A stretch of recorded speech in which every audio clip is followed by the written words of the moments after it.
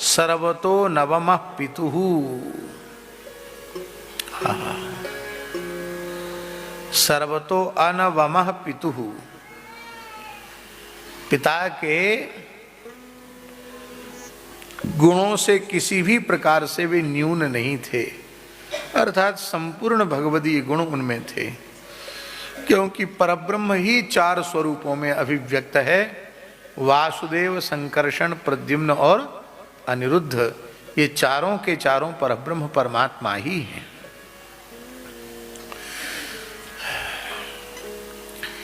यहाँ इस अध्याय का आरंभ ही सुखदेव जी कर रहे हैं। कामस्तु वासुदेवांशः, काम जो है वो वासुदेव का अंश है। तो जब काम वासुदेव का अंश है तो इसकी इतनी निंदा क्यों?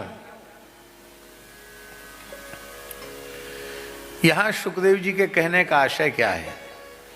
सुखदेव जी के कहने का आशय है कि काम कृष्ण का अंश है, इसलिए अपने काम को अंशी कृष्ण से जोड़ दो। अंश सदा अंशी की ओर उन्मुख रहता है। हमारी समस्या क्या है? जिन भगवान का अंश यह काम है, उन भगवान से इसे न जोड़कर हम इसको शरीर संसार से जोड़ देते हैं, तो यही काम हमारे विनाश का साधन बन जाता है। काम एष क्रोध एष रजोगुण समुद्भवः महासनो महापापमा विद्येन महिवैरिणम। यह काम जब कृष्ण से जुड़ता है तो पुरुषार्थ हो जाता है, जीव को के कल्याण का साधक बन जाता है, कामाद गोप्यः। और जब यही काम विषय से जुड़ जाता है, संसार से जुड़ जाता है, तो यह विनाश का कारण बन जाता है। और इस श्लोक की व्याख्या श्री कबीरदास, श्री मलुकदास जी के एक साखी के द्वारा होती है। श्री मलुकदास जी की वाणी में है, काम मिलावे राम सो, काम मिलावे राम सो, जो यह राखे जीत। काम मिलावे राम सो, जो यह राखे जीती। दास मलूका यों कहे, जो तेरे मन आवे परतीत। तेरे मन में विश्वास हो तो अपने काम को राम से जोड़कर देख लो, यह काम श्री राम के चरण कमलों की प्राप्ति का साधन बन जाएगा। और यदि अपने काम को नहीं जोड़ा तो राम जी से नहीं जोड़ा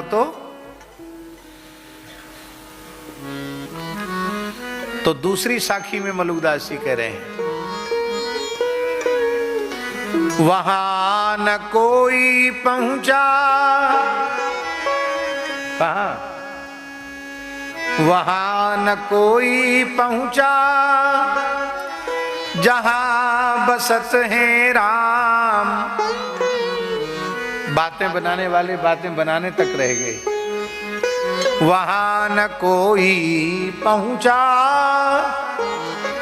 जहां बसत है राम। महाविकट वह पंथ है, पेड़ा मारे काम। क्यों नहीं पहुंचा? क्योंकि कामनाओं ने बारंबार उसे संसार की ओर धकेल दिया। पेड़ा मारे काम। काम माने कामना। इसका सरलार्थ यह है कि भगवत प्राप्ति की कामना के अतिरिक्त अशेष कामनाओं का त्याग कर दो। केवल एक ही संकल्प कर लो, अब हमें इसी जन्म में इसी शरीर से भगवत साक्षात्कार प्राप्त करना है। इस निश्चय के साथ कमर कस के भजन में लग जाओ, राम जी मिल जाएंगे।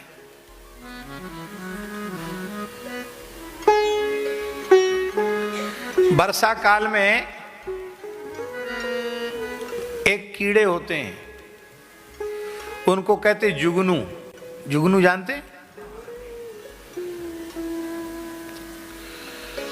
बहुत अच्छे लगते हैं पेड़ों पर टिमटिमाते हुए। रात्रि में तो दिखाई पड़ते हैं जुगनू, दिन में नहीं दिखाई पड़ते। दिन में कहां चले जाते हैं? रहते वृक्षों पर ही हैं, पर उनका प्रकाश, उनकी टिमटिमाहट दिखाई नहीं पड़ती। उसका कारण क्या है? उसका कारण है सूर्य का प्रचंड प्रकाश। तो संसार की कामनाएं उत्पन्न होने वाली जो अनंत कामनाएं हैं वे जुगनू के जैसी हैं, और भगवत प्राप्ति की कामना सूर्य के समान है।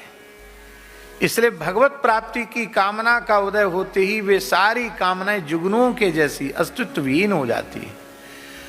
और भगवत प्राप्ति की कामना अशुद्ध चित्त में उत्पन्न नहीं होती है, शुद्ध अंतःकरण में उत्पन्न होती है। और शुद्ध अंतःकरण बनाने के लिए पहली प्रतिज्ञा शुद्ध सात्विक आहार, दूसरी प्रतिज्ञा नित्य सत्संग, तीसरी प्रतिज्ञा नित्य स्वाध्याय, और चौथी प्रतिज्ञा अधिक से अधिक अहर्निश कामना शून्य होकर भगवान नाम का जप, और पांचवा साधु संग। ये 5 साधन यदि कोई निष्ठा पूर्वक करेगा तो सहज ही उसका अंतःकरण पवित्र हो जाएगा, और उस पवित्र अंतःकरण में भगवत प्राप्ति के अतिरिक्त कोई इच्छा ही नहीं रह जाएगी। और महाराज जी सच्ची बात यह है कि संसार की वस्तुओं की प्राप्ति कठिन है और भगवान की प्राप्ति सरल है। आप लोग कहेंगे कैसे? संसार की किसी भी वस्तु की प्राप्ति केवल इच्छा करने से, कामना करने से नहीं हो सकती। हो सकती है क्या? केवल इच्छा कामना करने से होती तो आप सब प्रधानमंत्री राष्ट्रपति बने बैठे होते। यहां क्यों बैठते? क्या करते यहां? आप ही दुनिया के सबसे बड़े आदमी बन जाते। इच्छा करने से तो कुछ नहीं होता है। इच्छा के अनुरूप, कामना के अनुरूप पुरुषार्थ हो और भाग्य भी हो, प्रारब्ध भी हो। प्रारब्ध और पुरुषार्थ दोनों का सहयोग जब मिलता है तब इच्छा की पूर्ति होती है। इसका मतलब है संसार की किसी भी कामना की पूर्ति में प्रारब्ध और पुरुषार्थ दोनों उपयोगी हैं, किंतु भगवान की प्राप्ति की जो कामना है उसमें न प्रारब्ध की अपेक्षा है न पुरुषार्थ की अपेक्षा है। उसमें केवल भीतर हृदय से संकल्प करने की आवश्यकता है कि अब कछु नाथ न चाहिए मोरे, दीन दयाल अनुग्रह तोरे, जिनको कबहु न चाहिए कछु तुमसन सहज स्नेह, बसहु निरंतरता सुर सो राउर निजगे।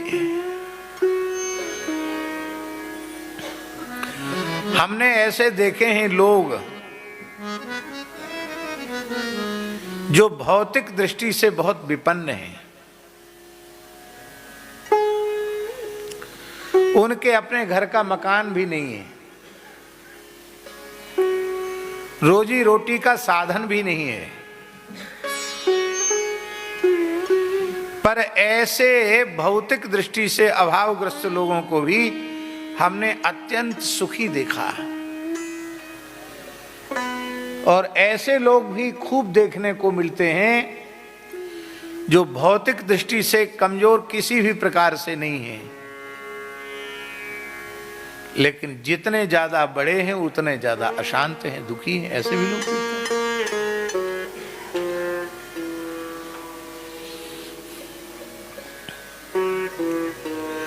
एक अत्यंत गरीब व्यक्ति थे,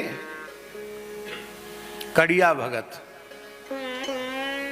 किराए से रहते थे ध्रांगध्रा में। पुराना किराया था, पुराना किराया बहुत कम होता था, पुराना खपरेल मकान था, उसमें रहते थे। टाइल्स जोड़ने का काम जानते थे, तो कहीं काम मिल जाता वहां काम करने चले जाते। और उस व्यक्ति से एक बात कहते थे वो कि तुम हमारे ऊपर जोर नहीं दिखाओगे, काम हम बढ़िया से बढ़िया करेंगे, ज्यादा समय तक करेंगे, सस्ता करेंगे, अच्छा करेंगे, और जब हमारी मस्ती चढ़ेगी तो हम बैठ के कीर्तन करेंगे। फिर ये मत कहना कि 1 घंटा तुमने कीर्तन में क्यों खराब कर दिया। जेब में मजीरा रखते थे, काम करते करते जहां धुन मस्त कीर्तन करते रहते थे, पर मस्ती बहुत चढ़ जाती थी तो जेब से मजीरा निकाला और श्री कृष्ण गोविंद हरे मुरारे कह के नाचने लगे, रोने लगे, गाने लगे।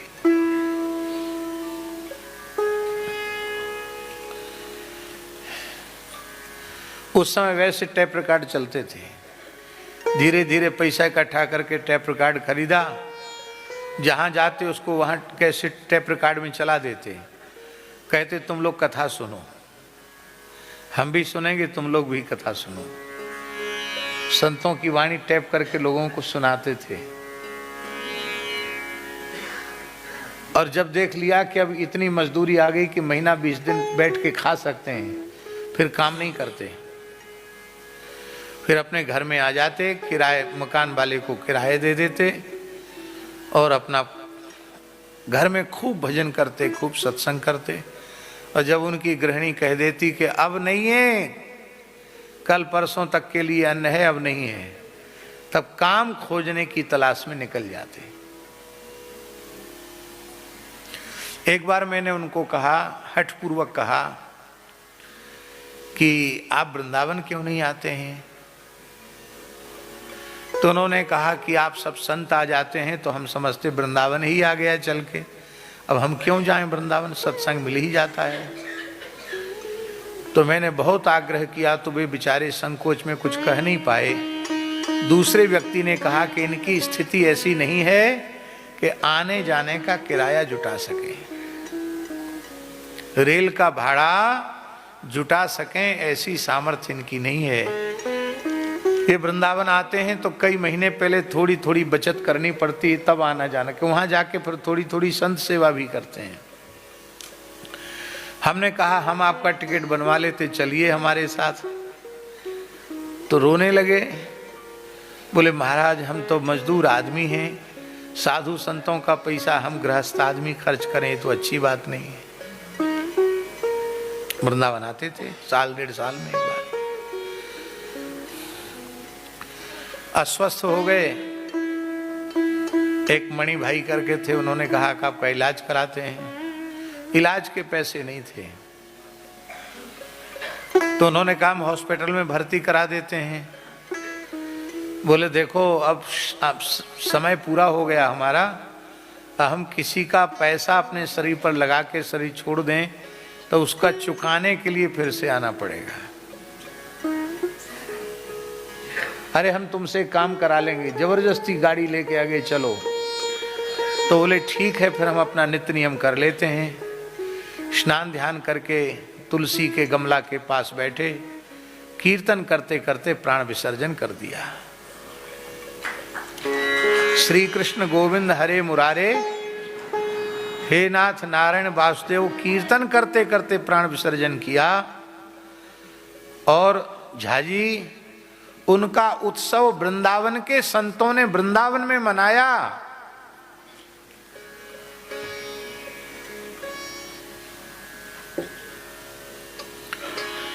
ये उदाहरण हम इसलिए दे रहे हैं, जो व्यक्ति हमसे लंबे समय तक जुड़ा रहा उसका उदाहरण हम इसलिए दे रहे हैं कि अभाव वस्तुतः जो है ना वो प्रकृति में है, भोगों में है, विषयों में है। जब तक तुम्हारे चित्त की स्थिति शरीर संसार में, भोगों में, विषयों में बनी रहेगी, तब तक चाहे जितना कुछ मिल जाए, अभाव की निवृत्ति नहीं होगी।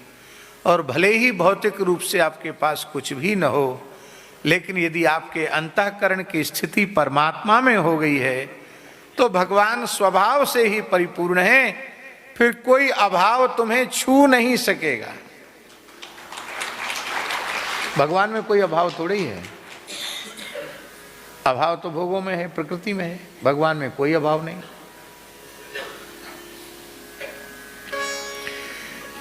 इसलिए भगवत प्राप्ति की कामना है चित्त की भगवान में स्थिति। हम भगवान को ही पाना चाहें तो भगवान की प्राप्ति इसलिए सरल है क्योंकि भगवान की प्राप्ति इच्छा करने से हो जाती है। संसार की चीजों की प्राप्ति इच्छा करने से नहीं होती, पर भीतर से तीव्र व्याकुलता उत्पन्न होते ही भगवान की प्राप्ति हो जाती है। बोलो भक्तवत्सल भगवान की जय।